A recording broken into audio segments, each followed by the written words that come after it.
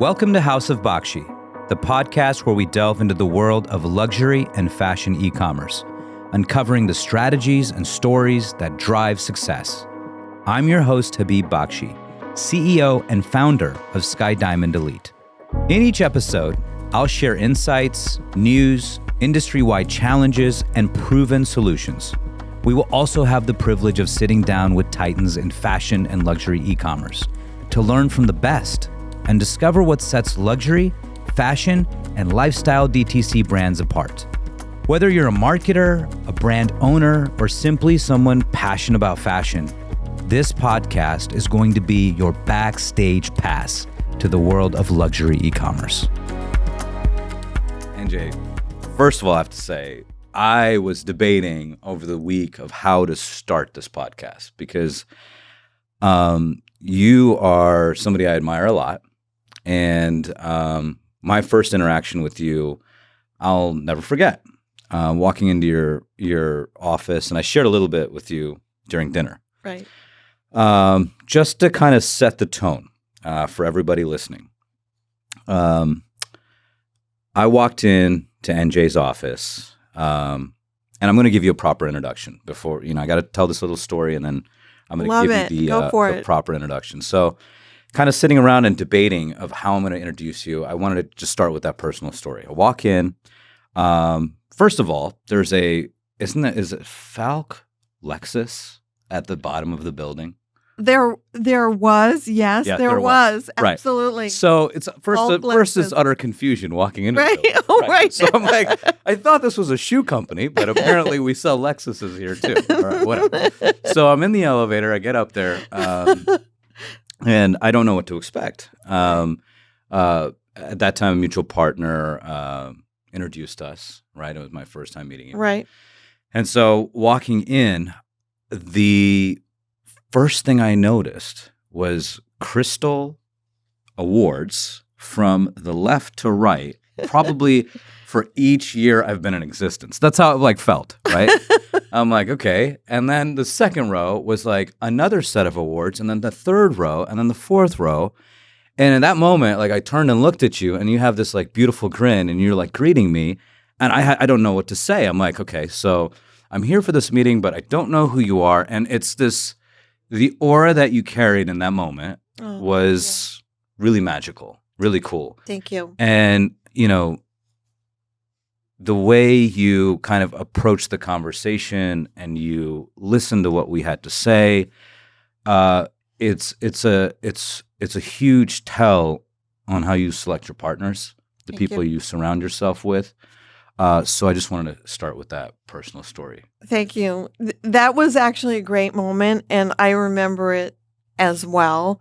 And I immediately had the disclaimer, I have nothing to do with that business on the bottom floor, just the same last name. Yeah. And we just headed off. But I think one of the things, and we could talk about it almost right off the bat, is I'm always looking for, on behalf of APL and in everything I do in life, new solutions, new thoughts. I love being introduced to new people who have great ideas. And to me, that's really such a special part of life and everything that we do in our business life, in your personal life. It's always keeping your options and your ideas and everything open. Who knows what you're going to learn that day? Who knows who's walking through the door that could be great, bringing an incredible team with them. And, I'm always searching and open that way.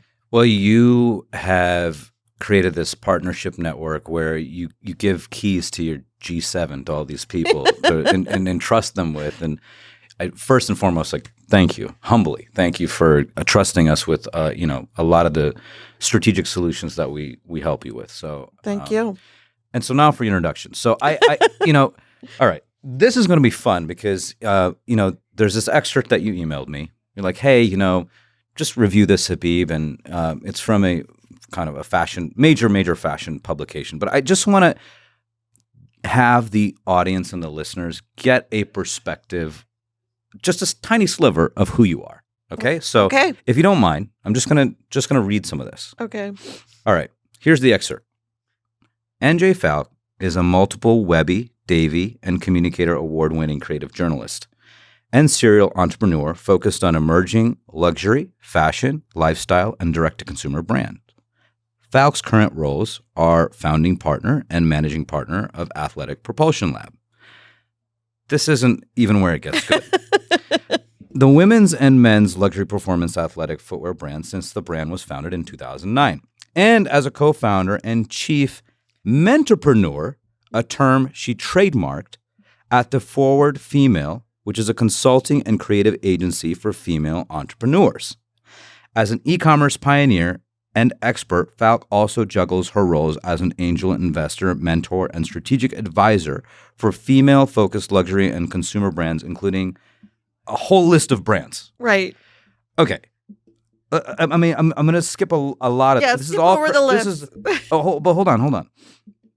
Falk has also been named a style icon by Louis Vuitton, one of LA's leading ladies of style by Angelino Magazine. Angelino Magazine, thank you for correcting me, is the muse of famed jeweler Martin Katz and gala chair for the Women's Cancer Research Foundation.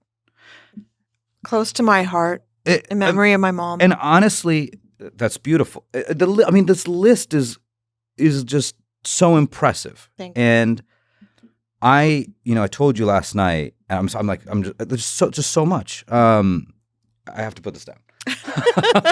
Where do we start? I told you last night, I have a 7-year-old daughter. Right. And for me,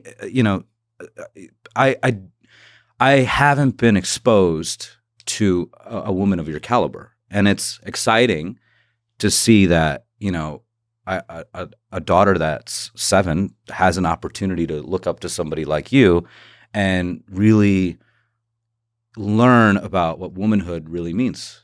It's so multifaceted. And again, dynamic conversations with you really opened up my eyes to hey, you're a wife, you're a mom, you're a badass entrepreneur. Yes. You run one of the top luxury performance athletic, pieces of amazingness in the world. With my partners and an incredible team. Absolutely.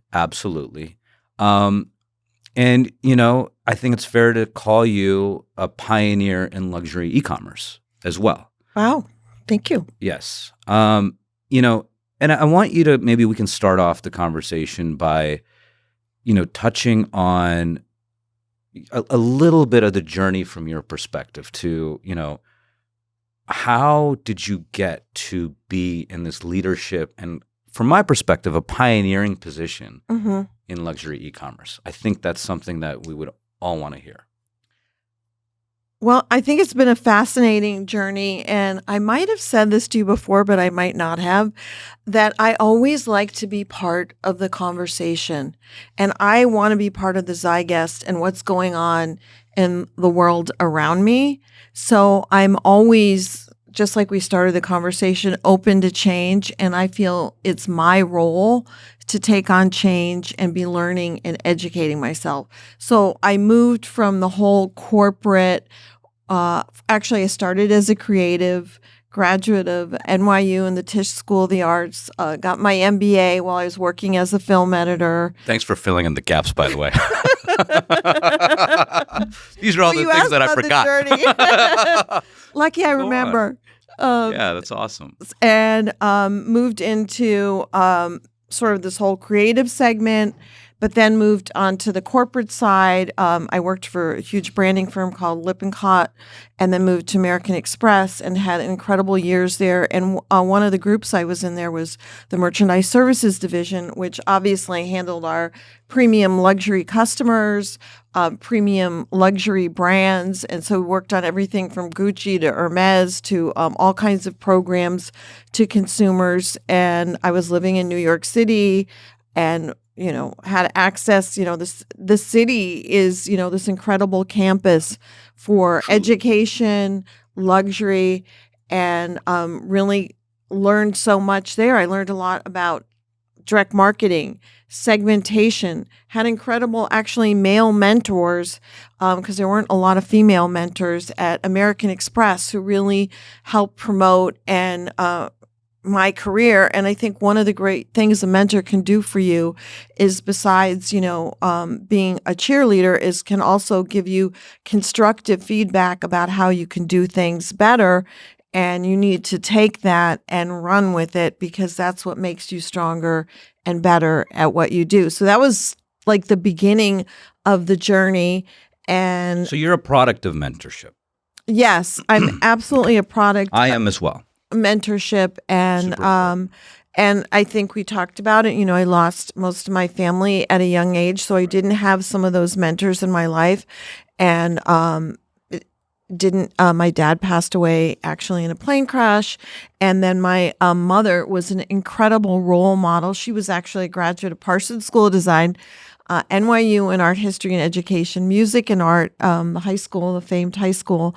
So I got to learn from her because she was so educated all about fashion and style and so many of these elements, and grew up with a love of that industry. And So there's some inevitability because it was touching your life kind of on all angles, right? You were being Absolutely. surrounded with it. and by it. Absolutely. And she was so elegant and chic. And I think I've said to you, or maybe I haven't, Audrey Hepburn, whose mantra is "I just do my own thing," is sort of like my fashion style icon in many ways, along with Morticia from the Addams Yeah. Family. We're going to throw that hashtag in here and start it trending.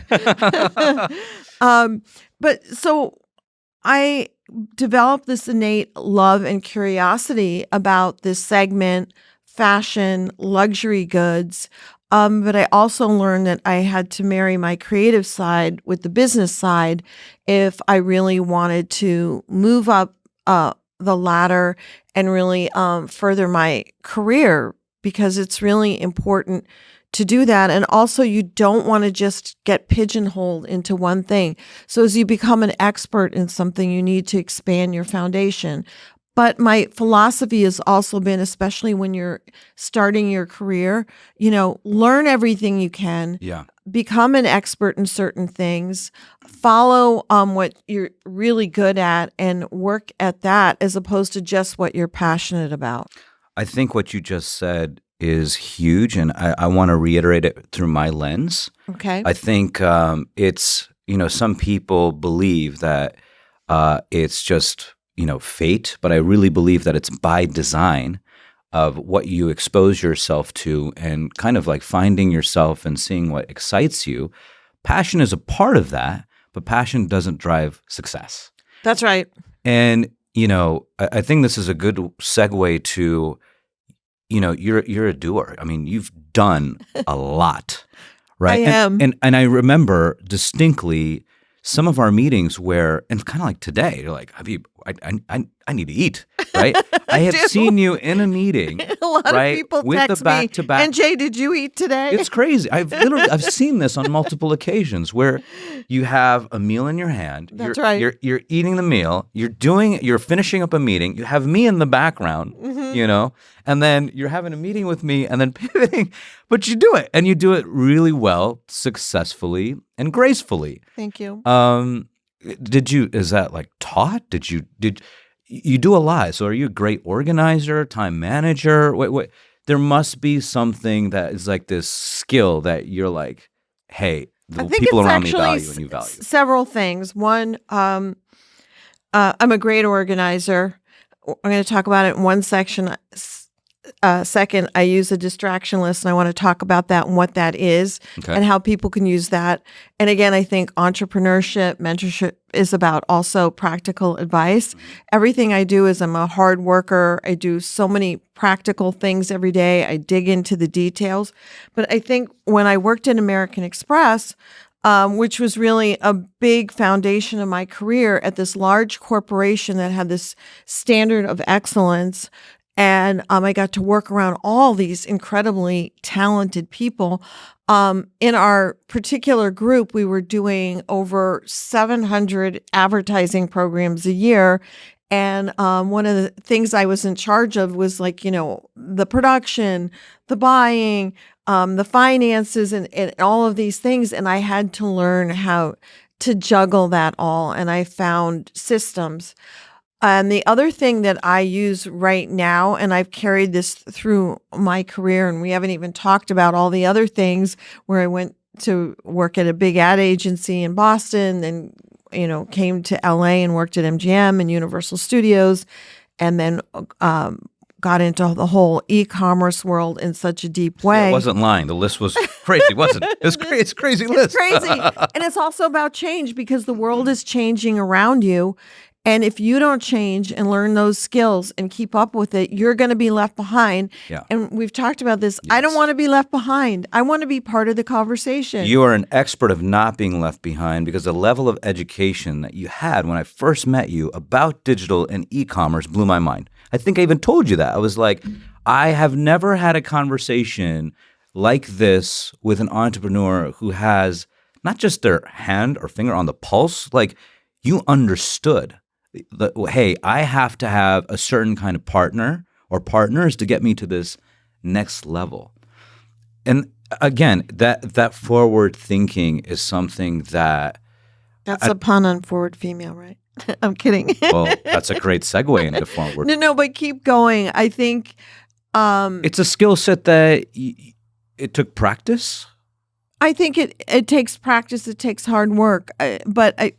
Let's go to the distraction list, and let's talk about how that happened. Please. Yeah. How that happened is, I can think of times where, we've had to integrate and use platforms and systems for so many things. And I've had to sit at my desk and teach myself how to do these things. I can think of one program in particular where I literally, for 8 weeks, had to just sit there and teach myself over and over again how to do something properly so it would be in the benefit of APL. But I also think it's because we operate as a team and we support each other and strive for excellence as a group. I think that's one of the things that unites us as a culture. We're always striving for excellence. You know me. I want 100%. I know. And you're the same way. You're striving for excellence. Absolutely. We're striving for perfection. But we're also always thinking about the consumer and their experience. And it's always through the lens of the consumer. And I think that was my first lesson at American Express, and I carried it all the way through with me, is that it's about their experience, their delivering white gloves service, and what does that always look like? I do things that I learned there now. If we're doing a promotion, I literally dial a number and double check that it's the correct, let's say, help number. Because we had a big mistake once, and not us, but when I was at another company with a program, and literally every executive checked the ad, and everybody missed that there was no way to place an order. Everybody. And the big learning from that was, in fact, no one got upset, was, okay, what are the systems and the safeguards and the safety rails we need to put in place? It's not about getting upset. What did we learn from that? I mean, there's challenges I know you were facing today, last night. Right. And, just going to that point, you're absolutely right. It's these learnings and takeaways. So wait, let me get to the productivity part before we lose sight of that. So look, I handle a massive amount of emails every day, all kinds of things. And I use a technique called a distraction list. And I literally... Distraction list. And I literally carry this pad of paper with me everywhere, and it's old school. Do it now, do it later. And I literally, when I'm on the phone, on my computer, whatever I'm doing, all the A-list things are going in the left column. And those are the things that absolutely have to get done, and usually before noon. Okay. And noon's my cutoff. They have to get done. Is that because your mental bandwidth, is it's strongest from that time to noon? Well, it's more has to do because we're in the e-com space also, that all the orders have to be processed by then. Ah, got it. So I think about what has to be processed by what deadline, and usually across the board, it's usually noon. So I'm looking at all of that, and then anything that's not critical is going in the right-hand column, which is do it later.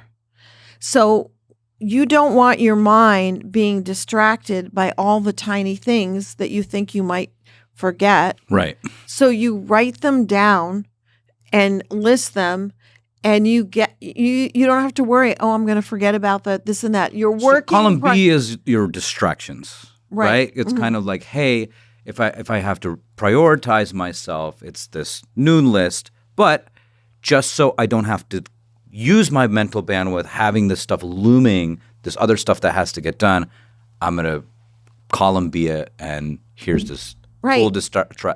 So is it the physical? By the way, all that stuff does get done.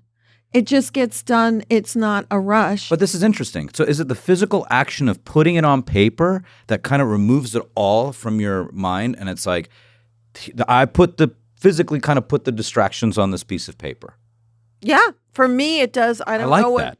I don't know if it will for somebody else. I love that. But I mean, for me, I don't have to worry about it anymore. I know it's literally on the list. You know what I do? I get caught up sometimes in my ego that I can remember everything and I got everything under control. And then I'm reminded of why I have Jonathan. Well, he calls me out. I'm my own assistant, and that's amazing. That's how I'm my own assistant. I wish I was. So, great. but and it does. It also takes so much stress and pressure away from you. But I also break other things down. Look, we all have major, huge projects and goals for our companies, in our personal life, whatever we do. And I literally group them into first, second, third, fourth quarter of the year. First quarter is, whatever those critical projects are. Usually they're taking a look at what happened last year, what needs to be, what could be improved, what could be better, what were the wins are, and so on. The second quarter is about what are all those new technologies, everything we need to do. You're preparing this list every morning? I do, and I also have this big glass whiteboard that you've seen in my office that reminds me, NJ, you need to do that, and you need to concentrate on that big overarching goal. And then third quarter is like, got to get it done. And October 15th is cut off. Everything's in place, lockdown. I mean, because we're in the e-com world. Yeah. I mean, we know, that's the way it is. Right. So there's a strategy behind all that. I mean, I think I told you last night that I already have the marketing calendar, and we already have the marketing planned out through the 1st of January 2024. That doesn't mean there aren't going to be changes and different things, but it means that we're deep in the details, and it gives us time to think and change. But the other thing is to be nimble. So, okay, you've put everything in stone. You're doing all these things. You also need to say, oh my gosh, something's changed, different things have happened. It's okay to make those changes and be nimble enough as an individual and as a team to say, you know what, we need to pivot. That's a lot. I know, right?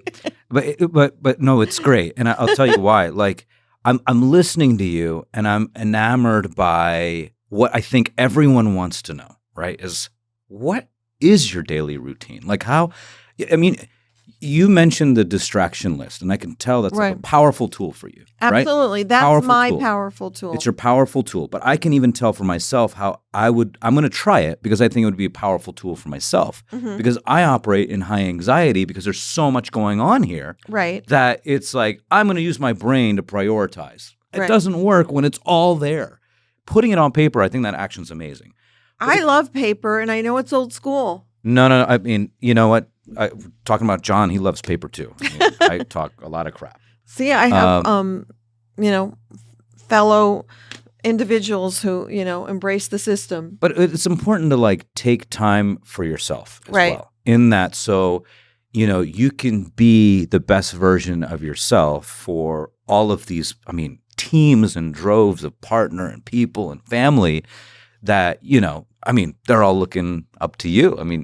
How can you walk me through a little bit of like some of your routines that kind of help you be productive and also, practice some self-care? Right. That's definitely an important part of my life. And I think obviously because APL is also in many ways a wellness company and about embracing being athletic and making it part of your routine. It's part of my routine. I think it's probably part of everyone's routine at the company. I got to say, I start with coffee every morning. If I don't have my coffee, the day is not off to a good start. Yeah. But I really try to run every day, at least 1 to 2 miles, not more than that. And I might do it before noon, but I actually love doing it really late in the day after I feel like I've had a large segment of the work done in a sense of accomplishment. It's my time to give myself the space and the thought. And I think, and this is AirPods in, AirPods out. AirPods in, incredible playlist. All right. Go for it. And then I try to weight train like 2 to 3 complete body weight trains 2 to 3 times a week. And I love to walk, and it's part of my routine. And also I tend to like fast and eat between 2 and 8 o'clock, but it's part of my routine and my everything I like about wellness, and it's an important part of my life. And also, just when you're doing those things and you're out and away from your desk and doing other things, a lot of the great creativity, the thoughts, that space are happening during that time. Yeah. So it's really important to allow yourself that and not worry about what's happening. It's okay. Look, it's so important for me to hear this because I strive and I want to, in my heart of hearts, to do a lot more than I'm actually doing. So it's actually my curiosity of like learning from you of like how do you manage these things? I would love to do so much more, and I know the people around me are already like, "Oh, Habib, you're doing a lot. You got a lot of projects going on." I hear that too. Yeah, I don't feel it. Sometimes I'm like, man, I should be wanting to do. But you enjoy it. I love it. You love it. You enjoy it. But I think what happens is, and I'm sure you look at your calendar and go, "Oh my gosh, it's so full." And sometimes I feel that way too. And what I try and do is create these time spaces where there's really quiet work time, and I plan that during the week. And then I say to myself, on Friday evenings and the weekend, unless there's something really critical going on, it's time to spin down.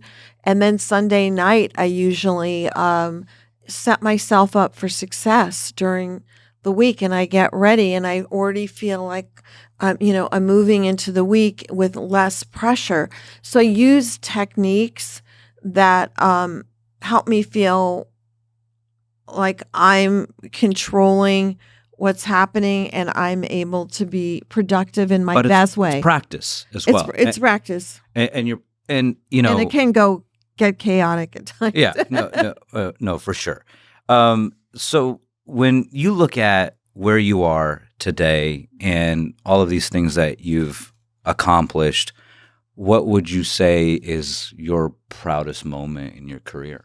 My greatest achievement is the journey of it all, and the fact that I've set different goals for myself and had different accomplishments professionally and personally along the way, and I've enjoyed them all.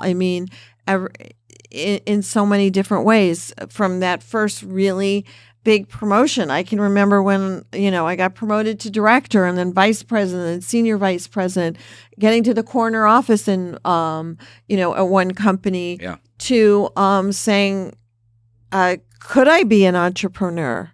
Could I do that? When I actually moved from being at the wedding channel, where I learned really a lot about e-commerce, did the startup in the bridal industry.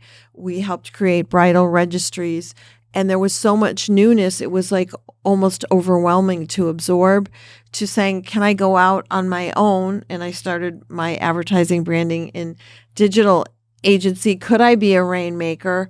Could I take that step? Love that. Could I be a rainmaker? And you for damn sure are. So, and then, juggling it all with your personal life, and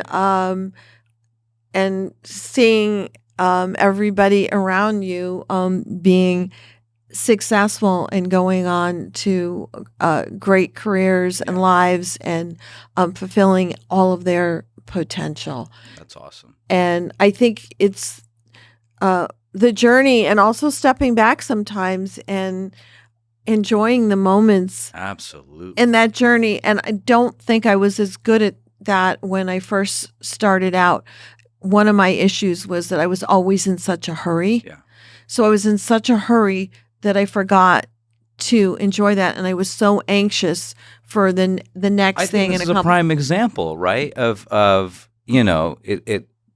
I think in this moment, kind of had to step back and say, "You've done a lot, right? Which one is the most special?" And really, that's truly awesome to look at the journey itself and say, "Hey, that path is something that you can look back on and say, man, those are awesome milestones that collectively is really beautiful." Absolutely. And I mean, look, when you get promoted in the workplace, it's a validation of your skills, and that your bosses and those around you are feeling confident in you, and that you've become an expert at whatever you're doing at a particular company. And that's a great feeling, and to know that you're building your knowledge base. The other aspect of all of that is, I think probably some of my creative awards, especially the Webbies, are very near and dear to my heart, because we're talking about your peers in the creative arena, acknowledging your work and the work of your team. Yeah. And that is very, very special. And I think, especially when I had my agency winning some of those awards, it was exciting for me and my clients. I mean, our clients were like, "Oh my gosh, I mean, we're having award-winning work." But the other part of that is, it's not enough just to be award-winning. It has to be producing financial results. Of course. So that we were winning on both fronts was amazing. And I had incredible clients. And because I had the corporate background and the creative background, and I could think like a corporate executive with my clients, I was able to figure out and channel with them like why we're doing something, how we could move the needle, and look for the results. And I'm always results driven. Speaking of results, right? We're in the business collectively of luxury. Right. And so I think a lot of the times the general public looks at luxury and the business of luxury and assume that it's all glamorous all day long, right? Right. And it's hard work. It's hard work. And from my perspective, I think there are rewards to working in luxury that are glamorous, right? The destinations, the people that you meet, the influencers, and you've done a lot of that. But if you peel the curtain back, the inner workings of luxury are insane. It really is. And maybe the one thing about luxury that's probably so key, it's really about, in many ways, first, it has to start with the product. The product's not great and incredible and isn't going to resonate with the consumer. There's no way you can have a luxury business. I mean, you look at some of the top luxury brands in the world out of, the LVMH or Kering houses. Right. And their attention to product and detail, the way something is finished and stitched, and how they look at every logo and it represents the brand. and how they have all these teams that do this, and how it starts with the creation and the designer, etc. It starts with the product.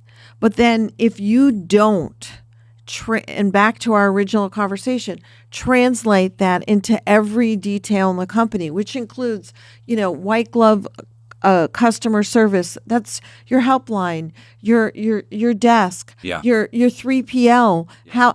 How is it packaged in box? What's the messaging in the box? And let's be honest, customer service sucks these days. And the fact that it's a luxury is, I talk about this all the time with my team. Yeah. Customer service sucks, and it is a luxury to be great at customer service. It's critical. And again, I think I learned that at American Express. Luxury company focused on the consumer, That's right. Delivering customer service. And by the way, I probably double learned it because your bonus was also based on how well you were rated on customer service. Wow. So they tied it to your bonus. So who doesn't want a bonus, especially when you're starting out? It's a beautiful system. I don't know what they do now, but I'm probably sure they do the same thing. And that's to get you in the mindset of thinking about what is the end result and the consumer experience. And I never, ever stop thinking about that. And I feel our whole team does that as well.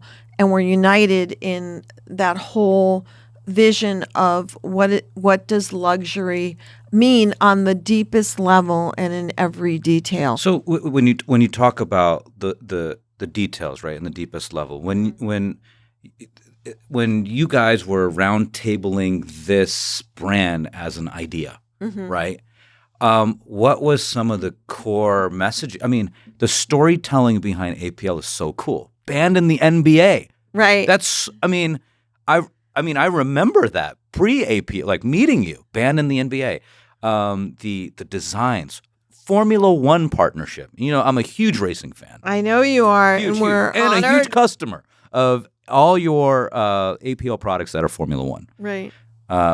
We dress all of the family in that. Thank you. Thank you. Yes, you have just as race car drivers leave teams. We earned our stripes. Maybe that's why I had the stripes. I like that. Yeah, absolutely. Just as race car drivers leave teams and stuff, there was a partnership change, right? For you had a McLaren partnership, and now you're exclusively with the Oracle Red Bull racing team. Yes, Oracle Red Bull. Had now. our first release this year, and more amazing on the way. And it's incredible. And one of the reasons that those partnerships make so much sense, and goes back to your original question, is because when the company was founded, our mission and our goal was always centered around being the pioneer and the innovator of the luxury performance category in men's and women's athletic footwear. And back to what you were saying at the start, when you're starting a company, an emerging entrepreneur, you really need to define what your niche is and where your place is in the market. And we were very particular about that. And also we bring real technology, real engineering, and innovation. We have a library of materials. Everything we develop, it could take us 2.5 years to develop a shoe, and it takes a long time, and every product is exactly that way. And I personally can tell you, an APL shoe, being a consumer of your product, is a puristically luxury engineered athletic piece of amazingness. Yeah. I'm a huge fan, regardless of our affiliations with you. It's a great product. And the Concept One basketball shoe that started it all, that was banned by the NBA, had our patented load and launch technology that instantly propelled you up to 3.5 inches higher. Holy crap. It became the #1 story in the world that day, 17th most searched Google term, and that really? Yes. I did not know that. Okay, and it put us on the map, and then we went into men's and women's running several years later after we developed the products the way we wanted it to, including our propylium for extra cushioning. Now our Teclum Zipline shoes have our Future Foam outsole with unbelievable cushioning and patented technology. So, I mean, everything we do, we look at, and our Teclum knit,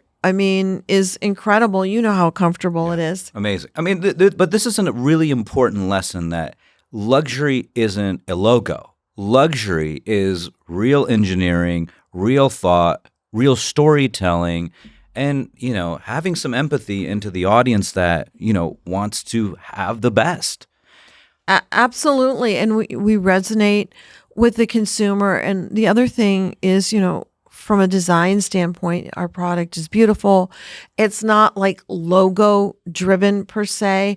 I mean, it's about the design, the performance, the innovation, the materials. So that is our definition of luxury performance. And now all of these consumers have embraced it, and through the storytelling. And that applies to lots of other brands in the whole luxury category. But again, you're talking about surrounding with a 360-degree experience and vision, and staying consistent. Consistencies, key. Quality control and consistency. Right. Look, I'm going to go a little further with this Formula One thing. And, whatever you can answer. I know there are a lot of protected partnerships you can't talk about, which is fine.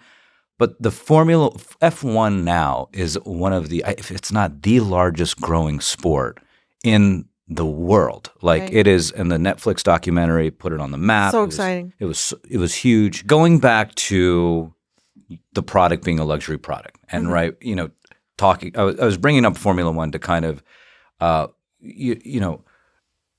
draw a comparison between F1 being this that's a precision instrument that they're using on a track, right?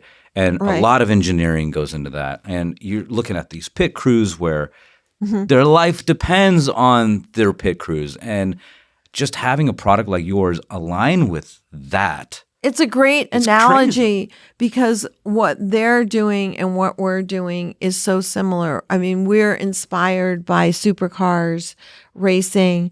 There's aerodynamics to Yeah. everything that they do. Exactly. There's aerodynamics to our product and shoes. It's the use of incredible, often unusual materials. Yeah.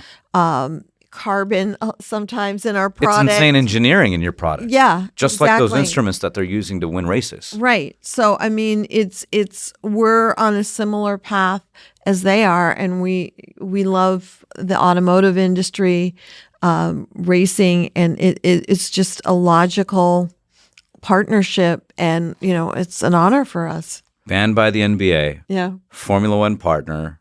Is there anything else juicy on the horizon? Well, I mean, I just want to reflect on some of the things. I mean, we made Oprah's favorite list 5 Let's times. hear these. Yeah. Oprah 5 times. Right.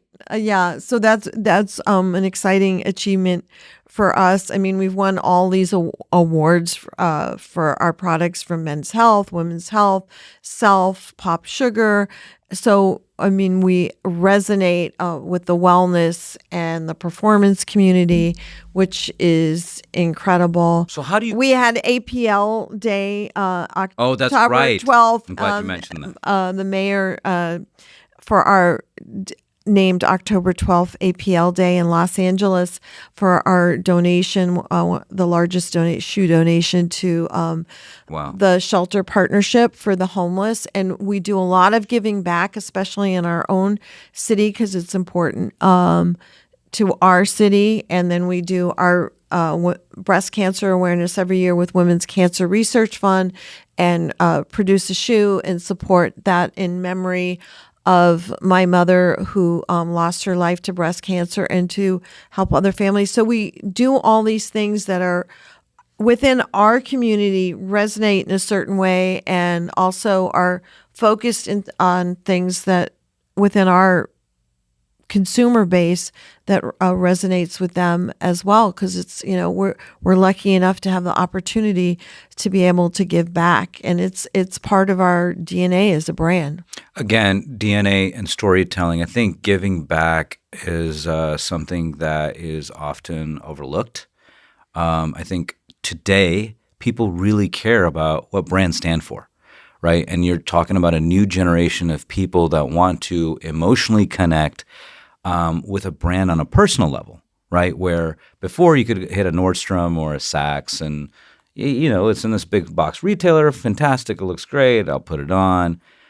I mean, from our lens, just managing billions of dollars of e-com revenue, we get to see, holy crap, this direct-to-consumer trend isn't just about convenience. It's about, hey, I have this brand loyalty. And that brings me to this factor of coolness. How do you keep, right, a brand like APL cool? Like, what is that? Is there a secret formula? What's the coolness factor thing that you can kind of point to and say, hey, you know what, we try to do this consistently to stay in the conversation? It's actually probably a combination of things. One, obviously, it's our product and the design, and that we're constantly sitting at the forefront of our industry, and consumers, the media are noticing that.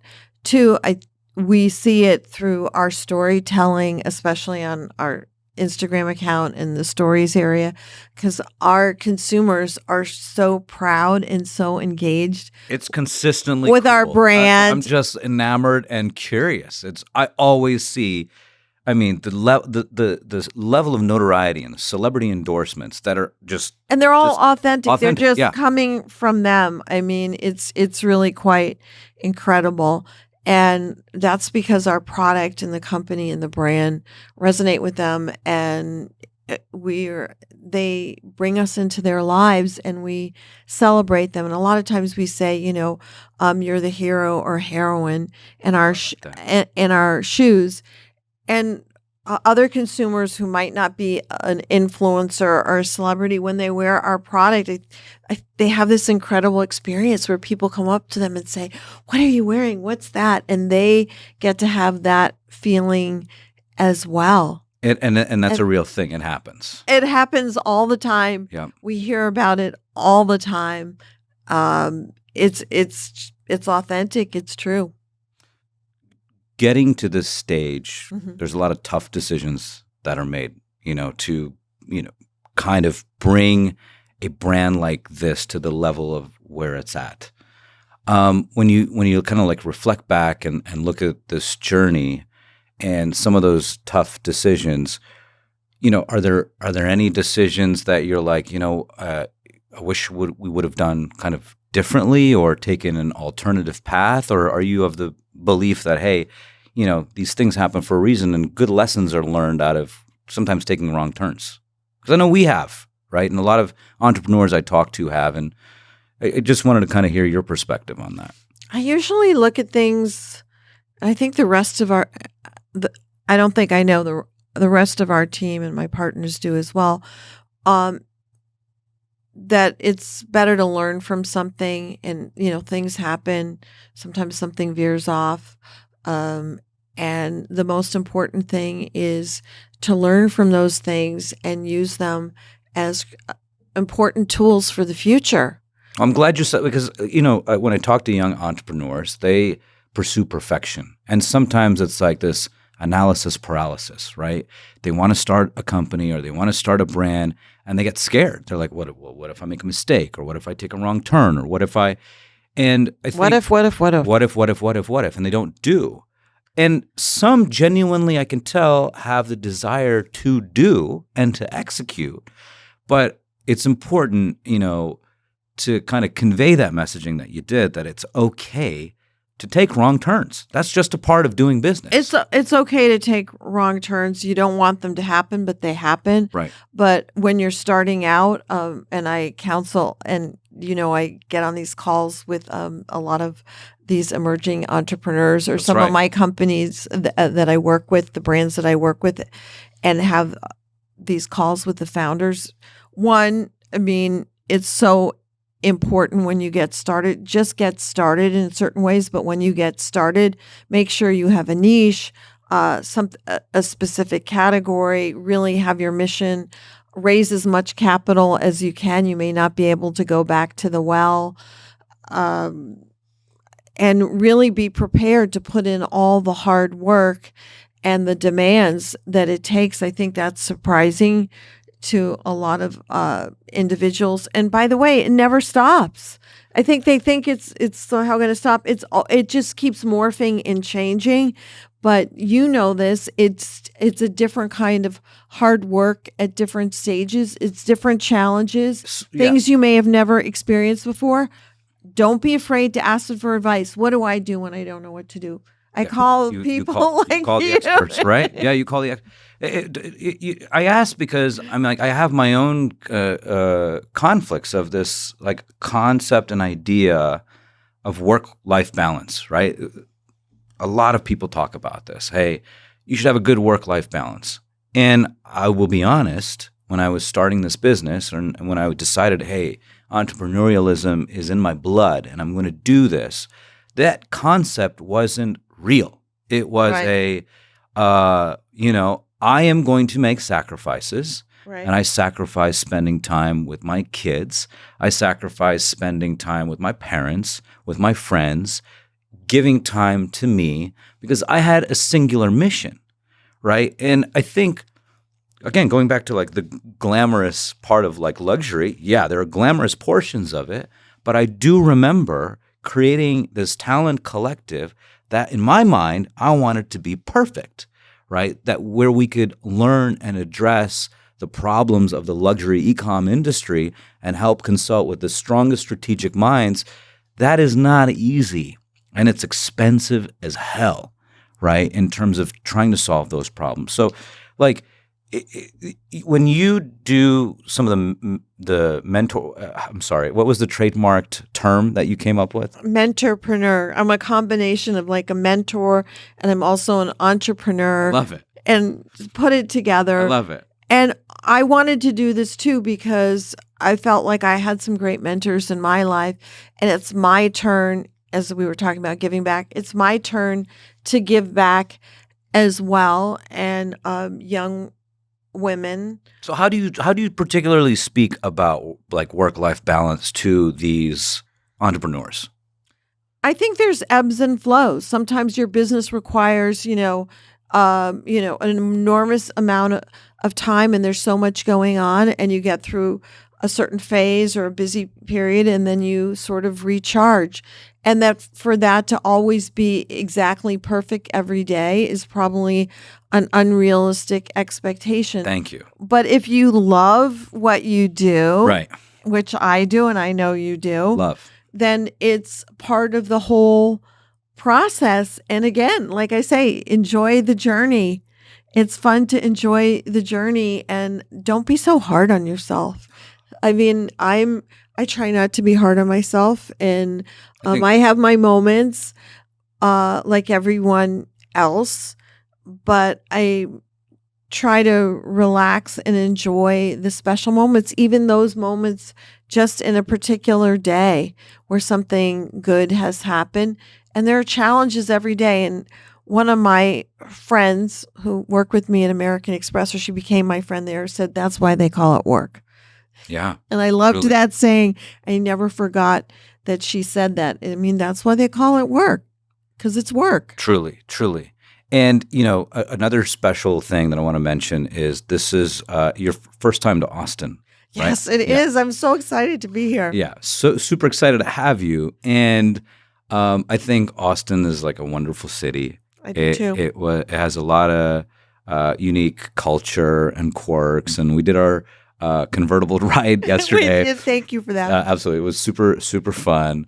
What is there anything that was unexpected about Austin that you were like, oh, I didn't know that, or kind of took you aback? I think it's probably even more sophisticated than I even imagined, and how I probably should have been more knowledgeable, like how robust the tech community is here, even the luxury community, and what's going on. And it's really a jewel in the crown of America. As you walked out, there was a Bugatti waiting for you. It was being guarded. It was being guarded with full security and all. Surrounded. No That one happened was in allowed Austin, near Texas, it. today. I couldn't even take a peek at it. But yes, you're right.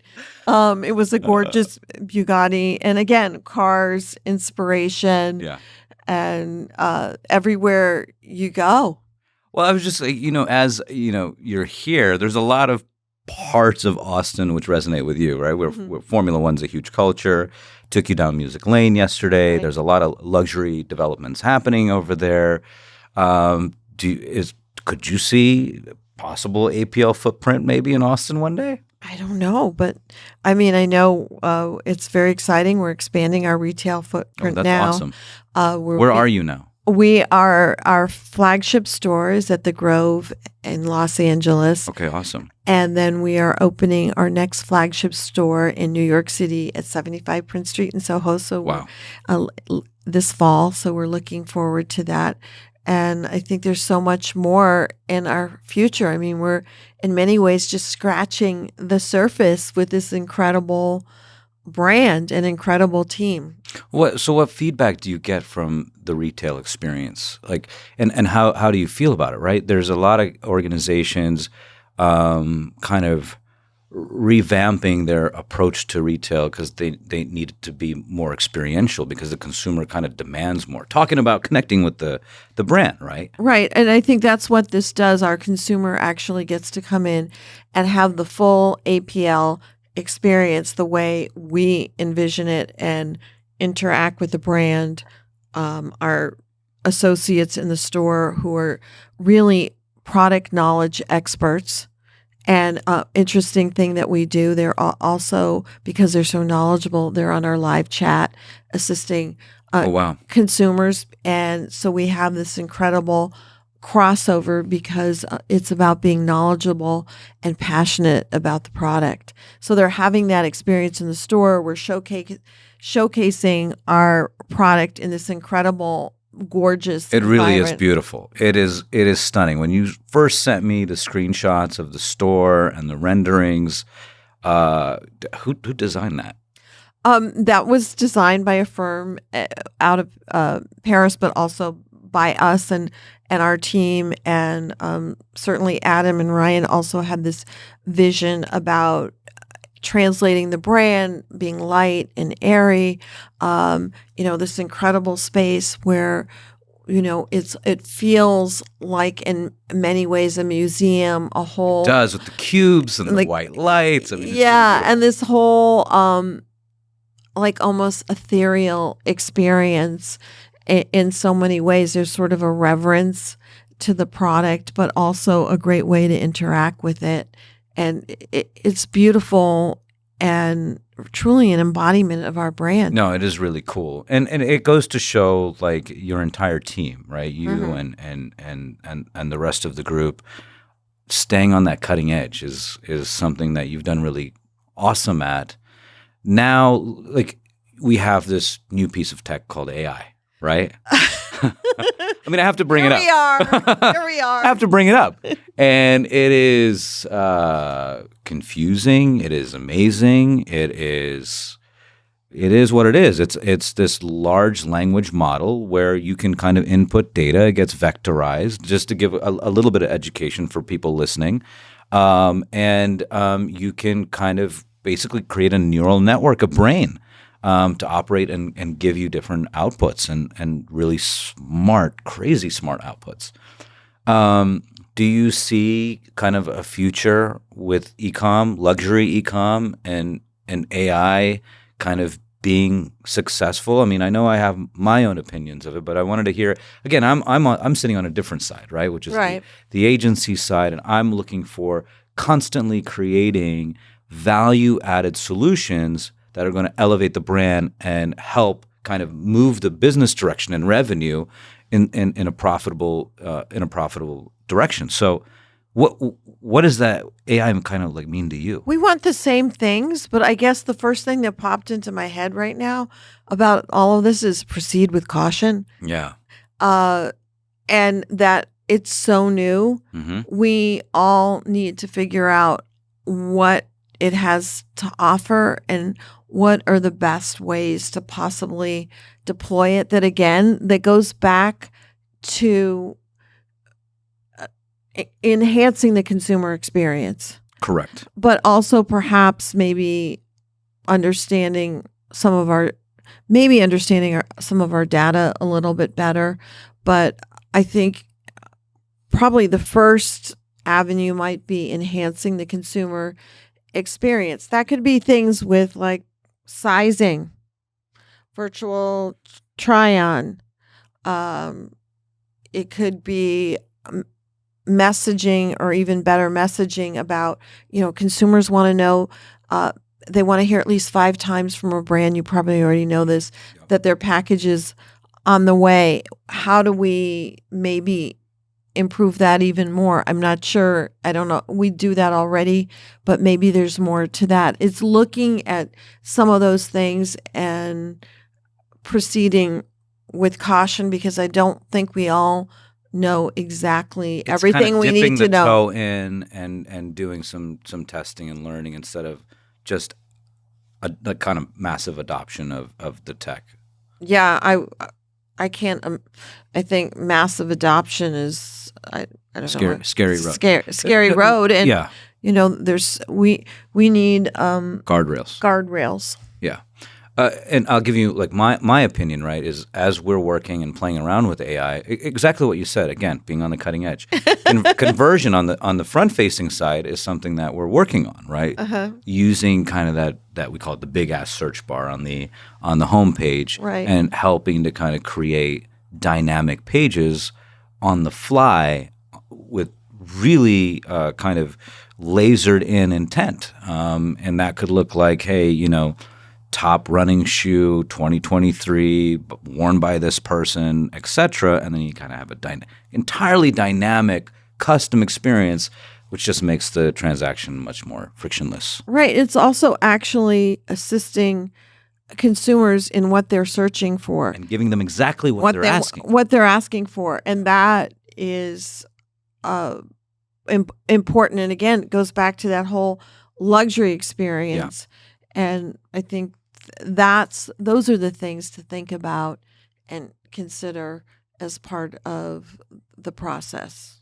And again, it's so new.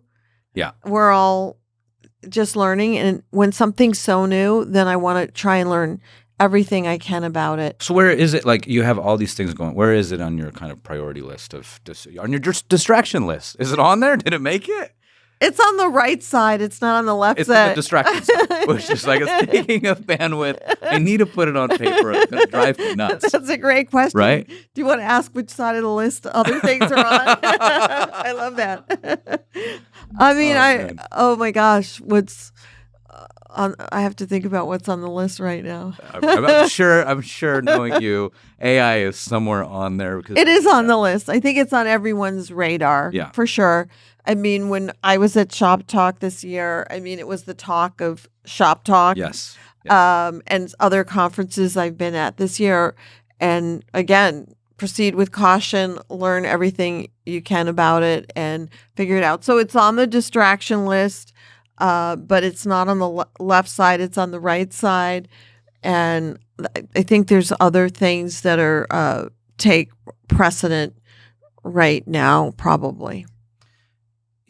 Again, I like kind of diving into your mindset, right? Okay. And how you think. Are there certain infrastructural or fundamental pieces that you need in order to be? And I mean, like I told you last night at dinner, I think you being a female entrepreneur, the female part of it is this kind of really cool bonus feature, which makes you even more unique. But you're at the core just a successful entrepreneur. Are there certain infrastructural pillars that you need, i.e. education, i.e. Can't be afraid of failing, risk, from your perspective? And then kind of you can speak on being a female entrepreneur. But I really want to hear, what are those pillars in your mind, right? That if you had, and as you're doing your mentorship, that you put out there as, hey, this is what you absolutely need in order to kind of win? That's a great question. I'm actually going to reference Professor Scott Galloway Okay. from NYU, who also has a great Instagram account and different things. I think you need skills, and obviously you have to be hardworking. You have to have drive, but you also obviously need certain skill sets. You don't all have to get them all necessarily from a formal education, like at a college or university. There are all kinds of trade schools now and coding and everything else. And you can have skills from that arena too. And I think some of those skills sometimes are underplayed, and it depends where you're bringing your skills from and what you're interested in. I also think, a lot of times it's so important if you can go get that work experience and work for other companies or something in a similar sector. That's the great foundation. And I think I've been lucky because I've been able to work with different great companies, different great clients, and I get to bring that experience. And the other thing that I do, and I talk about this all the time, at the Forward Female, and we have these bingo networking events that are really fun. Cool. Is you carry your network with you your entire life. Build your network. You know how important it is, your network. 100%. You're so successful in many ways because of your network, and that means having a curiosity, meeting people, going to events. A lot of times I push myself to events and meet other people, and I have this network so that I can call people, get the resources, learn about something, and really get advice. And as you know, when I'm seeking advice, I'm listening. I'm not being confrontational about it. So I think it's the combination of those things and actually having this incredible network.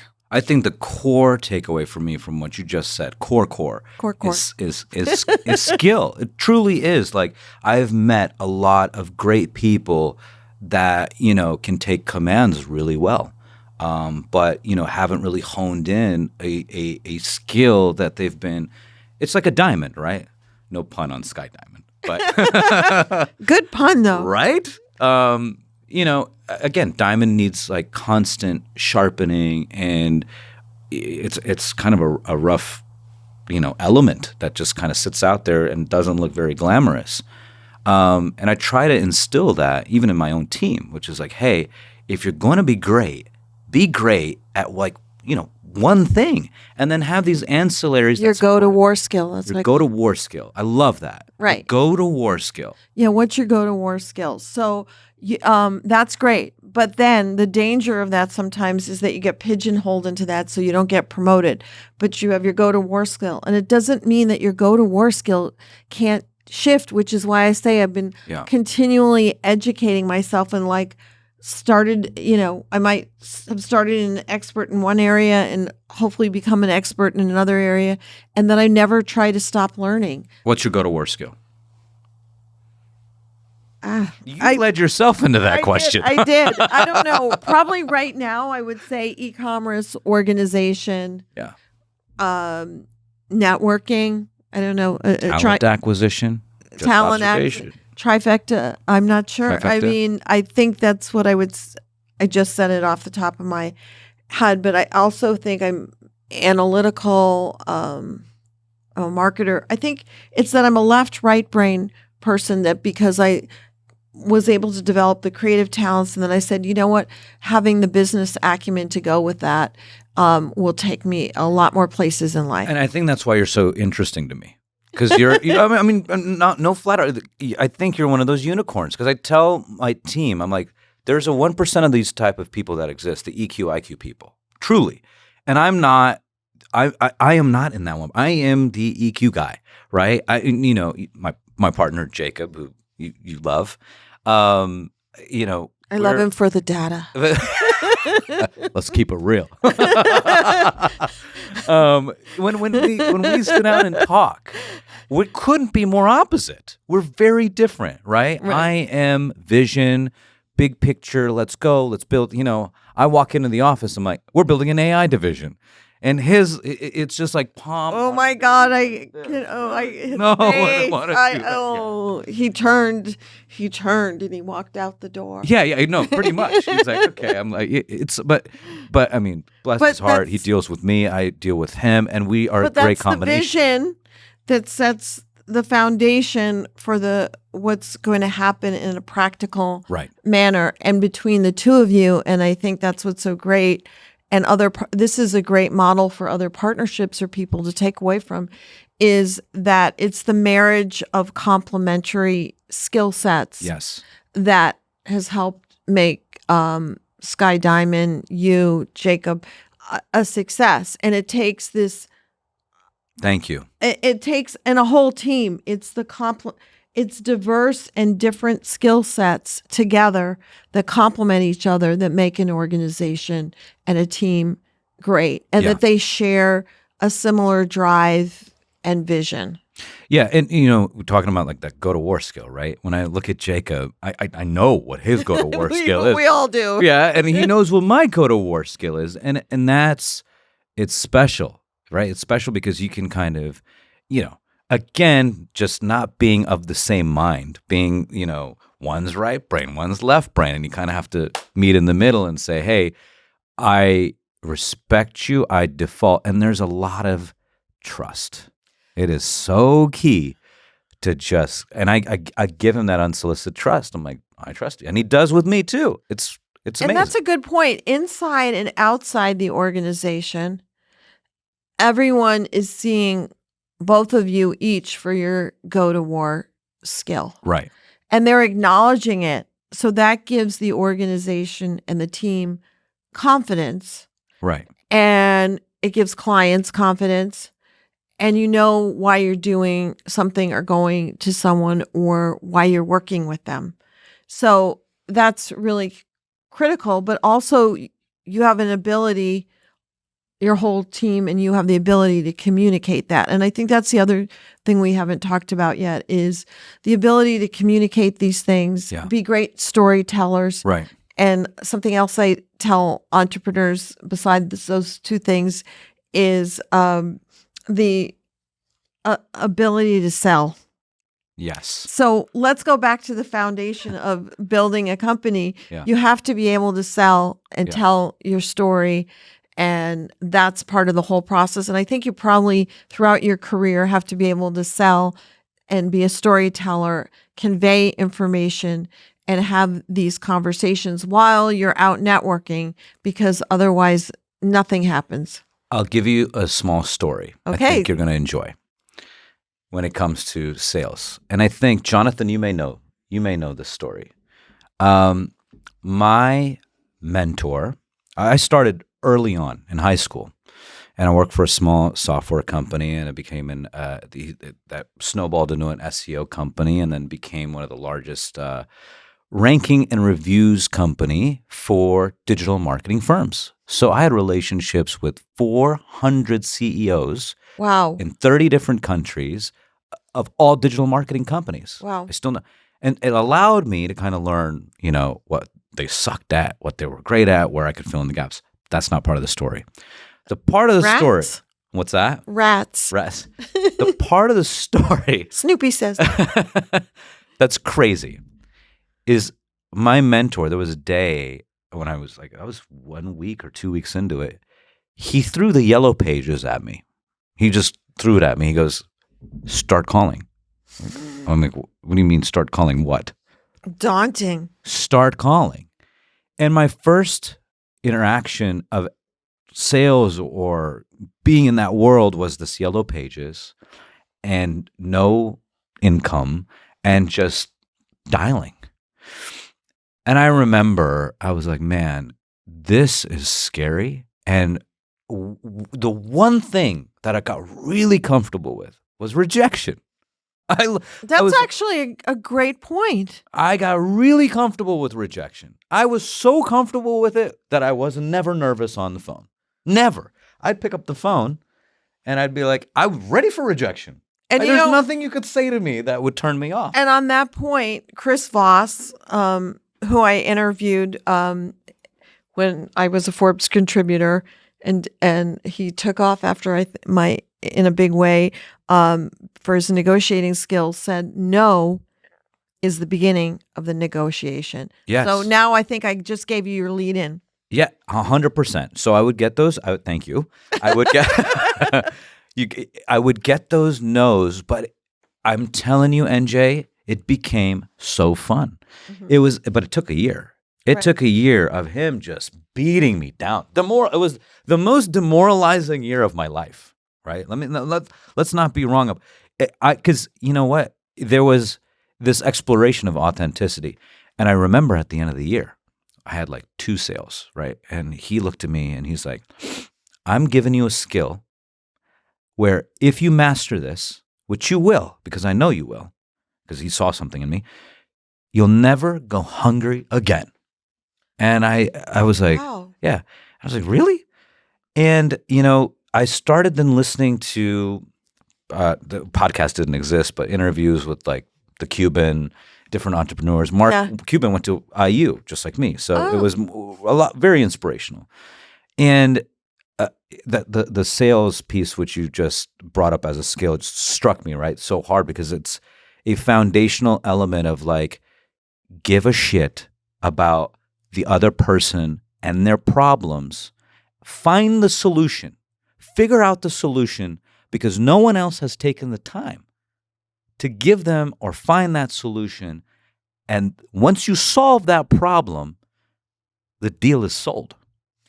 I think that's really true. And now you've made me reflect on my time with my agency, the UXB, which stood for the Unexploded Brand, that when we were sitting as a team in internal creative meetings, it was what's the creative solution here that's going to move the business forward? So I think you're 100% right. And thinking about the solution takes you to how to solve the issue or the problem. Yeah, and the thing that I've learned from entrepreneurs like you, right, which was never an area of expertise of mine, but it's learning, was I understood the sales part. I never could get my mind around brand. I didn't understand the power of brand.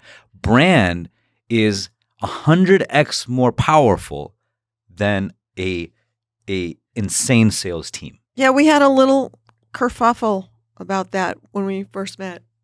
Yes. Yeah, we had a kerfuffle.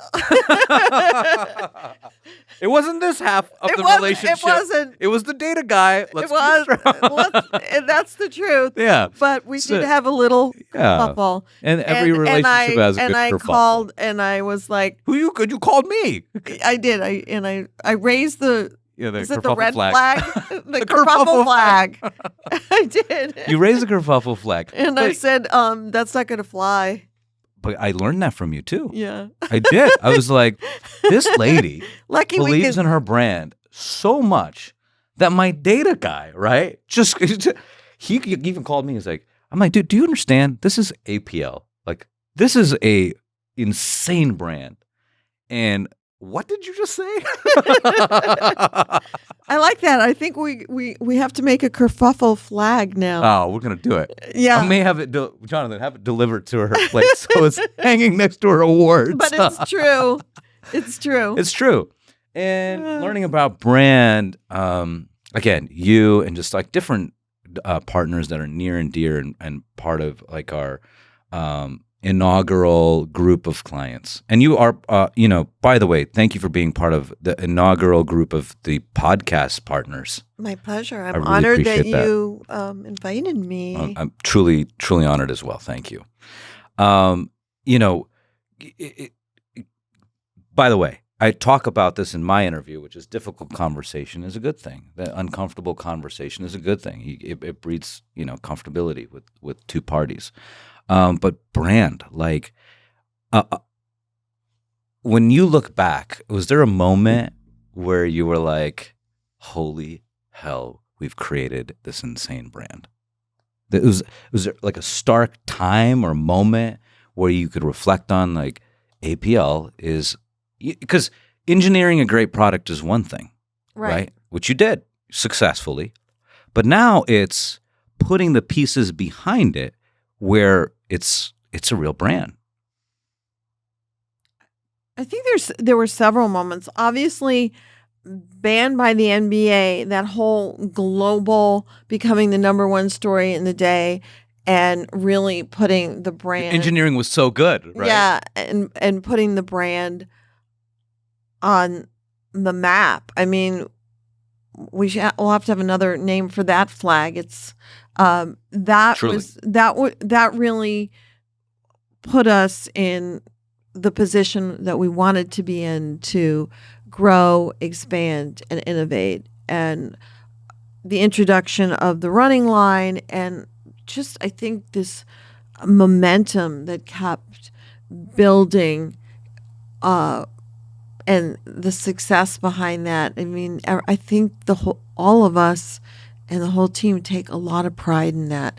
And I think it's, pride in the brand and what we do and how it resonates with the consumer. And that it's special. Or Super. One of the things we do is we, especially when we're traveling, we send like pictures of people in airports that we see in our shoes. I mean, we have Really? Yeah, in little group chats. I mean, we have these great group chats where, there's nice things happening. Yeah. And we're sharing it with each other because we're doing it together. Yeah. You're a great protector of your brand, and I want you to talk about that a bit. Protecting brand is just as stressful as creating a brand. Right. And, you talk to different agencies daily and you have different partners. What are some of the slippery slopes that you could accidentally get on if you're not protecting your brand? And I really think this is for the agencies out there, by the way, because agencies suck, right, at understanding brand comes first. All of your stuff that you want to offer to elevate revenue is secondary. It needs to parlay into and fit nicely into the brand, or else abandon the strategy. And that's part of like our mantra. But I want the agencies to hear it from you. Like, why does brand come first, and why are you so protective of brand?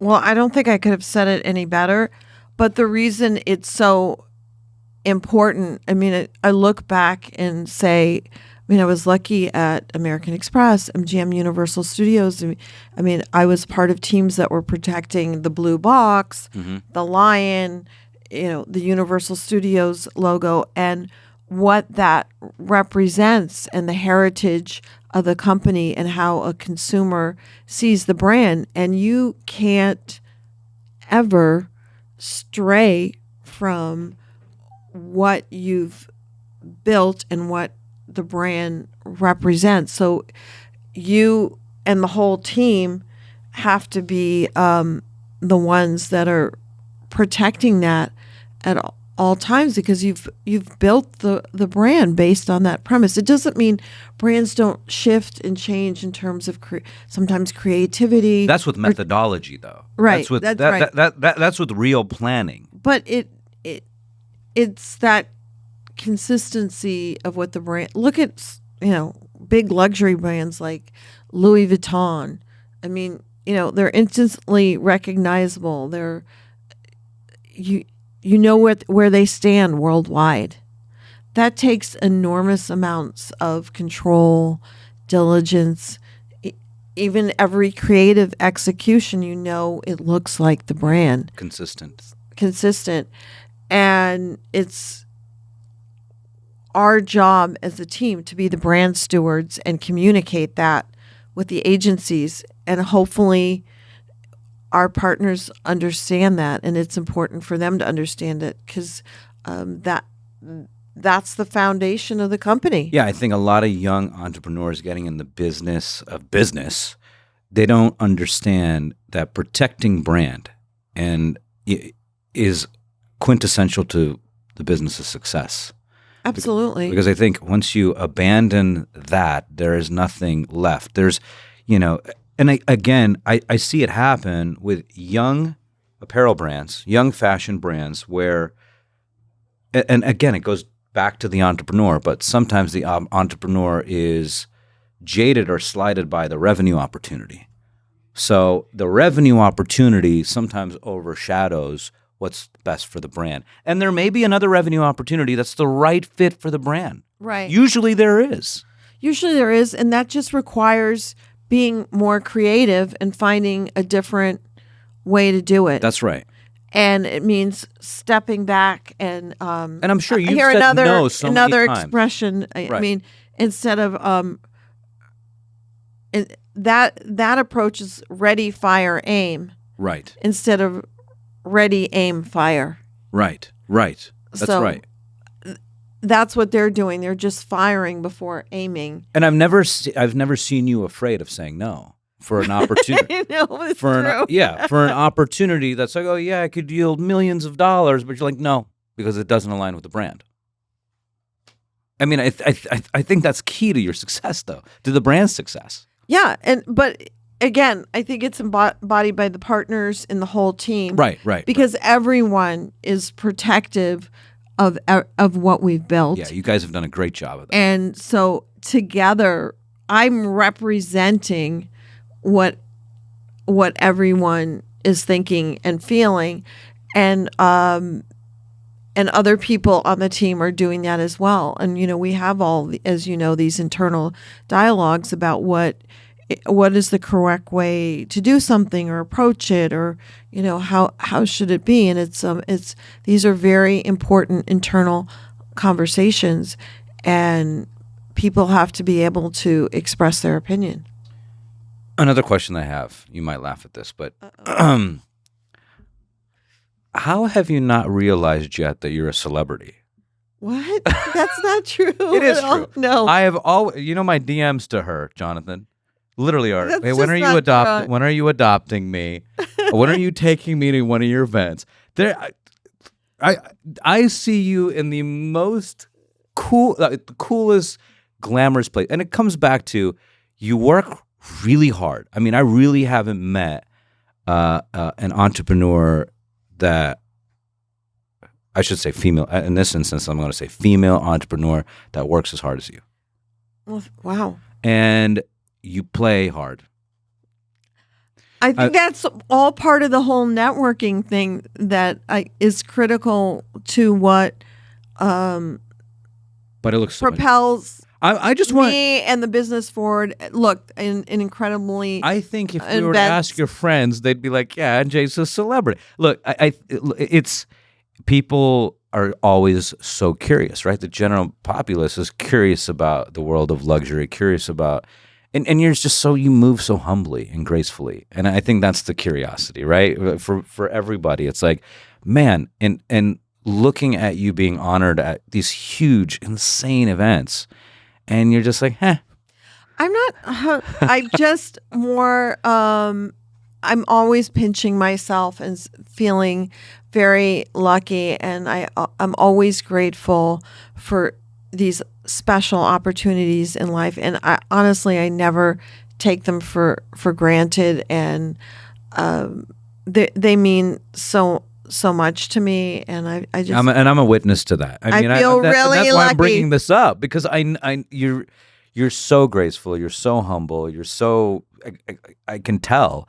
But that's sometimes, I mean, I want you to hear it from me. Well, thank that you. I think they are just as deserving to have you in their circle as they are of you. So, well, thank you. You should definitely recognize that, because I think what you do and you accomplish is next level than any celebrity that I know, right? Because I look at my daughter and I'm like, I want that as an example. As I said in the beginning of this podcast, and then I did it last night. Well, I'm honored that you would want her to follow in my footsteps in some way. And depending on her interests, I mean, you never know. I'll get to meet her and we'll talk at some time. Mentor away. But it's something that I really enjoy in life is And I always say this about mentoring. It's a two-way street. It's just not about me passing on information. Yeah. I get to learn from everybody as well. And that's part of the whole educational process that should continue throughout your life. They have so much to give to me. They're in touch with so many things that are happening. I get the opportunity to mutually learn if I want to, which I always do. And I say, again, how we started this out, I want to be part of the conversation. Part of the conversation is being a good listener and being able to listen to other people and what they're bringing to you and meeting all these new people. So when I go to events, when we're having our Forward Female networking events, when we're doing all these things, it's my opportunity to listen and learn as well. And people are bringing things to me, and I am grateful to them. But you have the skill of constantly wanting to learn. Yeah, I don't know why. I'm innately curious. I'm not sure. I know from our phone calls. No, but I mean, I mean that in a really positive way. Like, you never stop learning and putting the pieces together, which again, I think is a critical piece of the success of the dynamic that you have running this company with your amazing partners, right? Right. Is I think everyone brings their skill set, like we were talking about, right? Your sons and the different people involved in this business. And I think with you is you are this plethora of knowledge, but really substantive knowledge that is applicable to the problems that you're trying to solve. Somehow you extrapolate and create your own formula, which is cool. Well, thank you. Yeah, which is awesome. Is there anything else that you wanted to kind of cover on this that I could kind of help extrapolate through some Gosh, I Q&A? feel like we've covered like everything. Okay. Pretty much. Like if you had any business goal or that you wanted me to touch on that you could use for yourself, let me know because we have some time. I think I'm good. You good? Listen, this was like a real fun honor experience. Thank you so much for doing this with me. No, thank you. I really appreciate it.